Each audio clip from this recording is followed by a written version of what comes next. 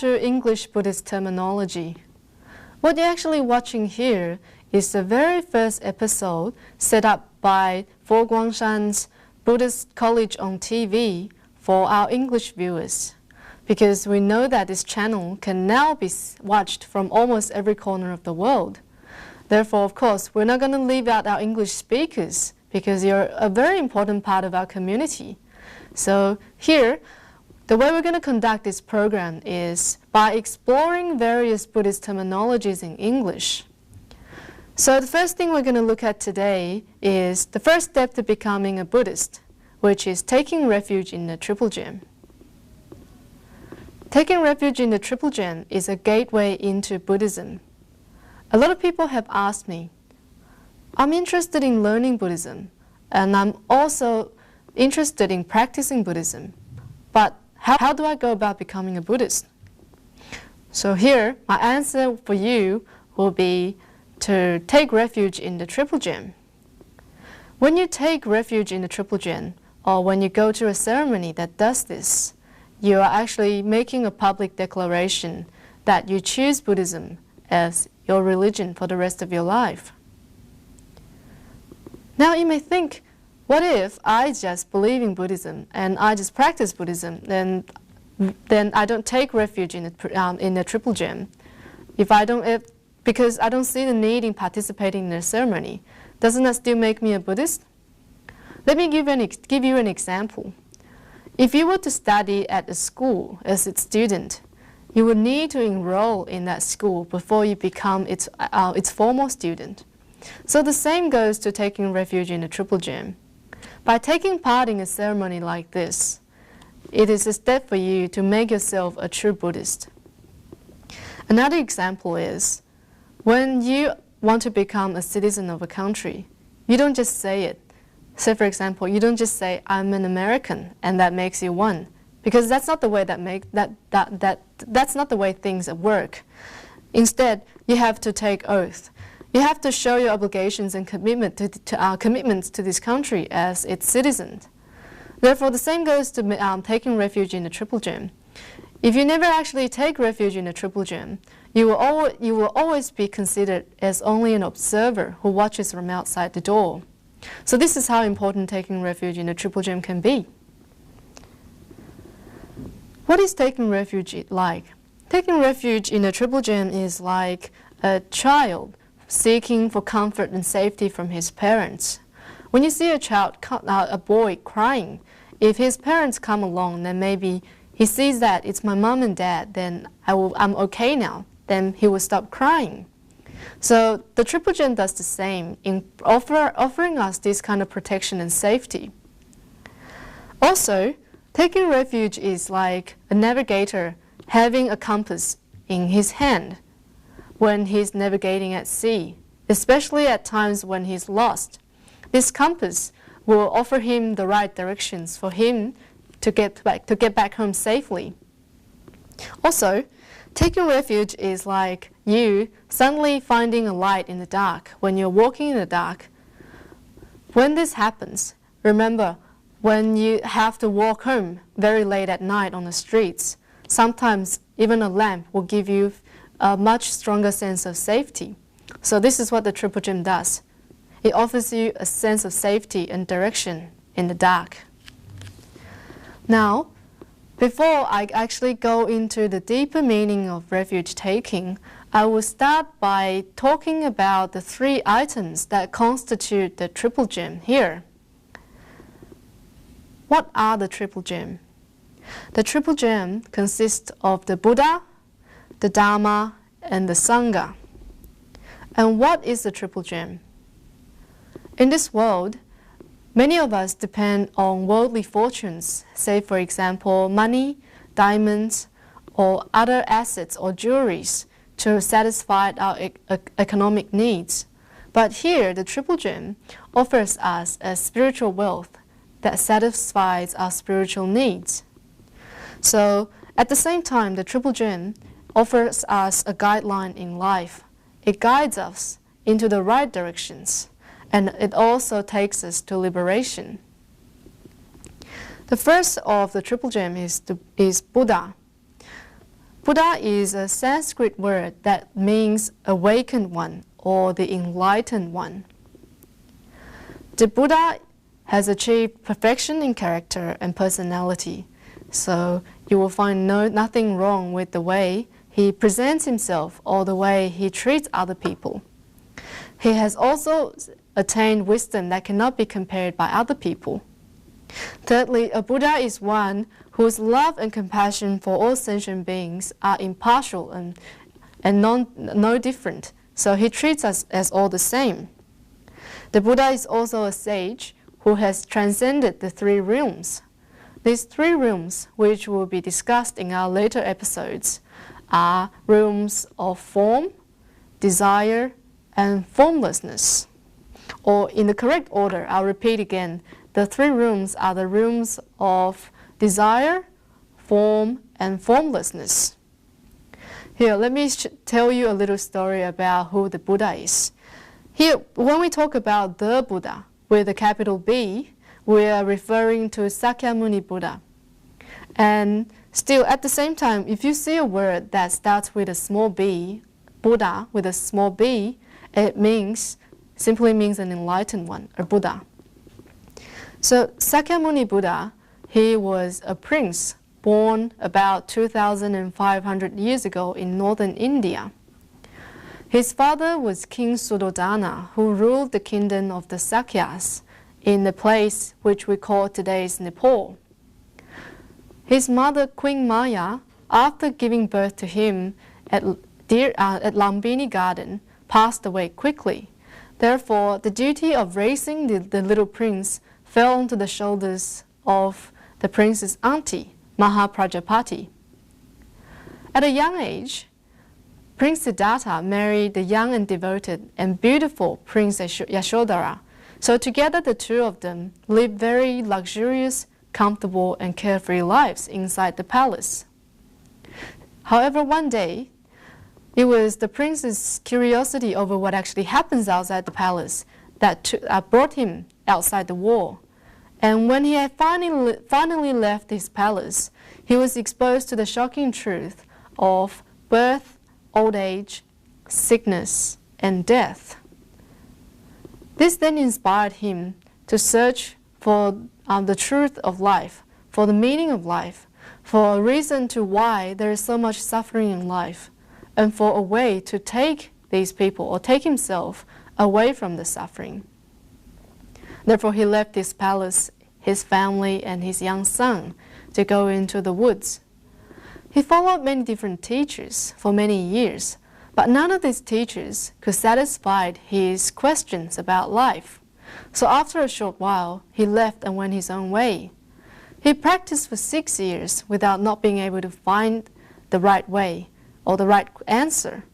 And it was finally until one evening when he was sitting underneath the Bodhi tree while he was gazing upon the stars that he attained enlightenment. Therefore, he became the Buddha. This is only a basic story about the Buddha, of course. If we ever have a chance to actually talk more about the story of Sakyamuni Buddha, I'm sure it's going to be a very interesting event. But now, let's get back to the Triple Gem.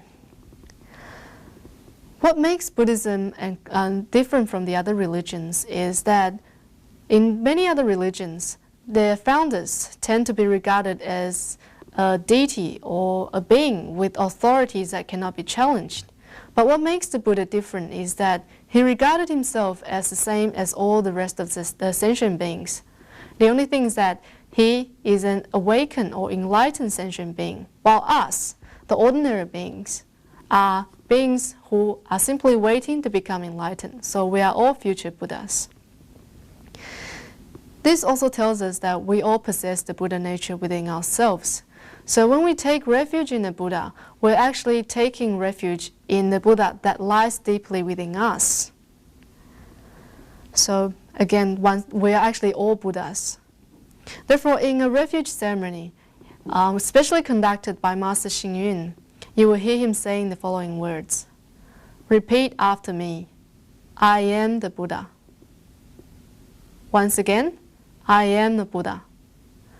So now that you have declared that you are a Buddha, you remind yourself that a Buddha will not go around smoking, killing, stealing things, or doing things that will harm other people. So taking refuge in the Buddha is like having a power station in our hearts that generates a lot of light and hope. We'll find no more fear in the dark. And also it will be like eyes that can see in the dark. It will offer us a sense of security once again. So taking refuge in the Buddha, this power station is a source of energy that will generate peace and freedom of mind within ourselves. So that was the basic meaning of taking refuge in the Buddha. And here, very soon we're going to a short break. And after you come back from the break, we'll talk a little more about what the Dharma and the Sangha and, of course, the meaning of taking refuge can be. So don't go away. We'll see you soon.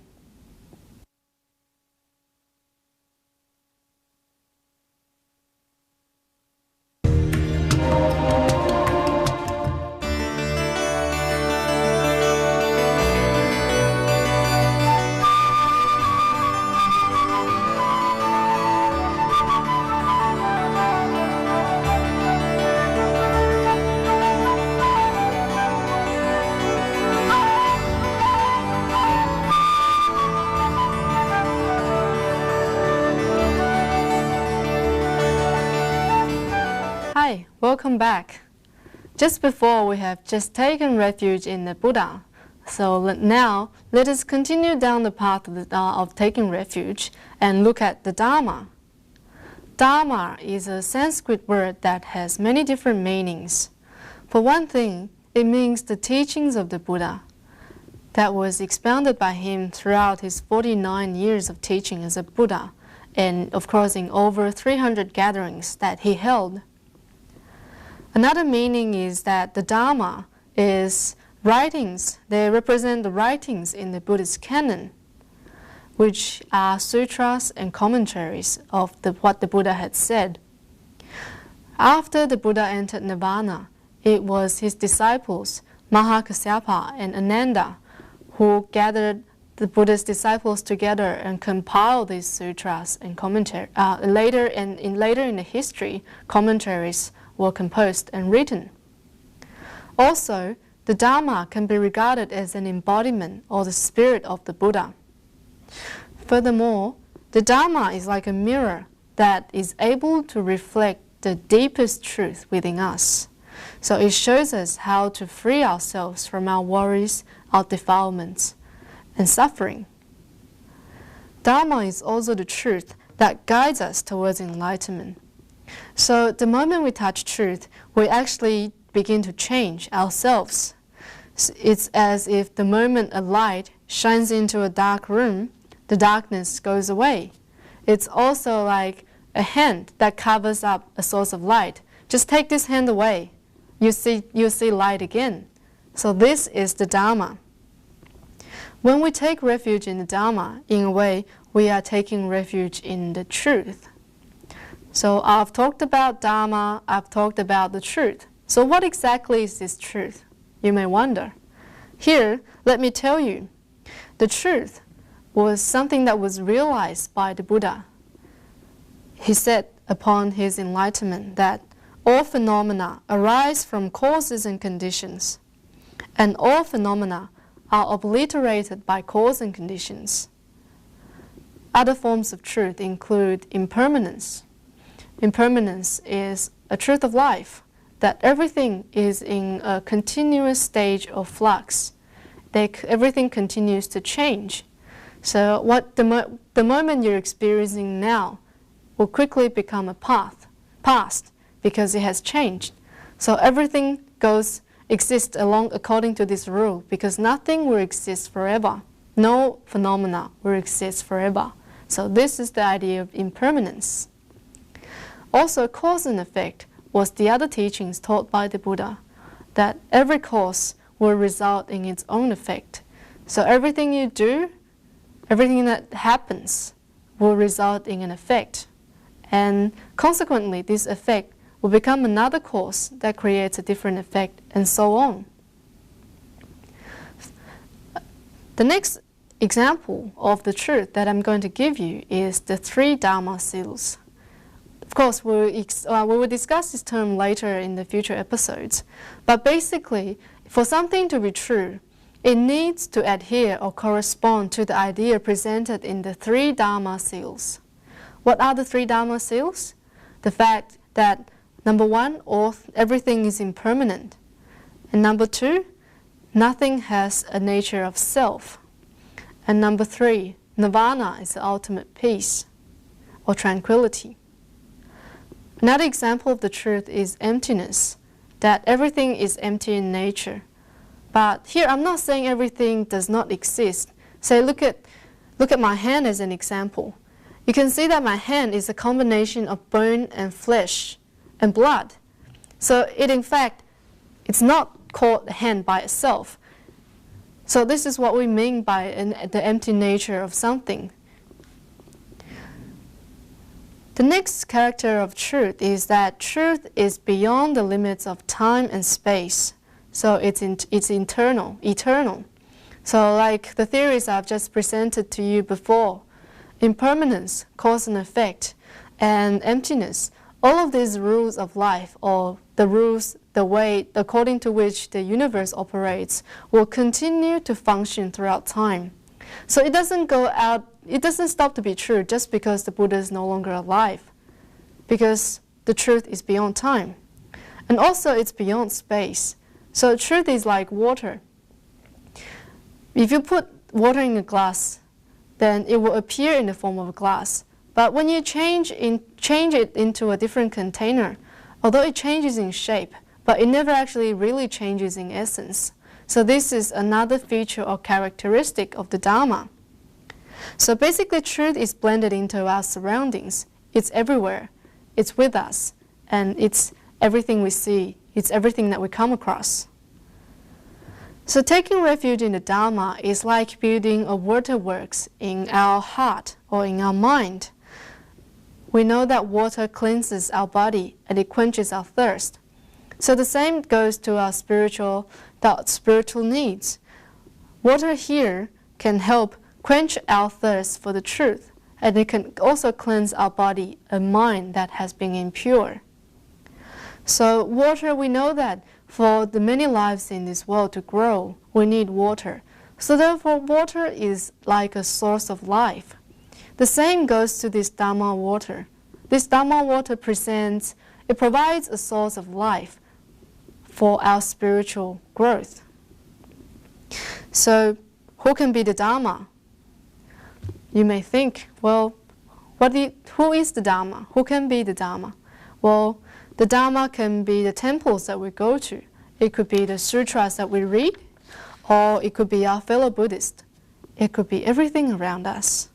So it's anything that points in the way of ultimate truth. Then, of course, and anything that points in the way of liberation, then it is Dharma. The next item of the Triple Gem is what we call the Sangha. Sangha is also a Sanskrit word that means a harmonious or happy Buddhist community. The Sangha provides a role model to how we as human beings should behave in this society. So they create a link between the ordinary beings, which is us, and the saintly. So here the Sangha consists of people who have come to be a part of this community out of their own free will or choice. So nobody actually forced them into it. And within this Sangha, everybody lives according to one teacher and one path. So we all learn from the same idea. We all practice the same way, or we all do the same practice. We're not different from anybody. In the Sangha, members are unified in thoughts. So they follow the same rules and precepts, because in a community, in order to govern or rule a community, everybody needs to abide by the regulations that have been set up. Furthermore, life in the Sangha is based on equal sharing of common goods. Here, harmony has two basic meanings. For one, the monks or the nuns live in harmony with the same principle or idea that lead to enlightenment. So here in the Sangha, it was the truth that was taught by the Buddha. So they all practice according to these truths, and they all try to practice and travel towards the same goal. The next meaning of the 6 harmonies is that their daily behavior follow the 6 ideals, or what we call the 6 points of reverent harmony. What are these? They are 1. Harmony of views, harmony of morality, harmony of benefit, harmony of aims, harmony of speech, and harmony of being. What exactly do these mean? Harmony of views means they have harmony in thoughts, harmony in views and their ideals. Harmony of morality means that they all uphold the same moral principles. So everybody is equal in front of these principles. Nobody has any privileges. Nobody lives differently. They are all the same. And harmony of benefits means that they all live the same way. So nobody in this community has more than anyone else. So it's an equal sharing of living goods, basically. Harmony of aims means, well, they have the same aims. So the members of the Sangha try to achieve these aims in harmonious ways.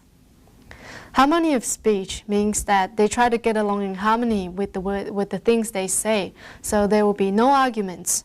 They'll always be in harmony in what they say. Harmony of being means that they all exist or live in harmony. So basically they try not to violate the rights of any other people within this little community. So basically it's all about respect and understanding, and respect and tolerance. So these 6 harmonies equal to how the Dharma should be practiced. There's more that I'm going to talk about the meaning of Sangha, but here let us once again take a short break and see you back soon.